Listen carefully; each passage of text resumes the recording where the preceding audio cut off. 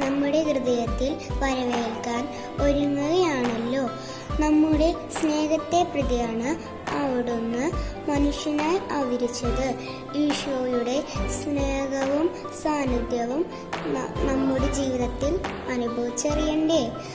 അതിനായി പാപത്തെ വെടിഞ്ഞ് പുണ്യജീവിതം നമുക്ക് സ്വന്തമാക്കാം. ഇന്ന് നാം ഉണ്ണീശോയ്ക്ക് സമ്മാനമായി കൊടുക്കുന്നത് ഒരു കളിപ്പാവയാണ്. അതിനായി ലോകം മുഴുവനുമുള്ള എല്ലാ കുഞ്ഞുമക്കൾക്കും വേണ്ടി നമുക്ക് പ്രാർത്ഥിക്കാം.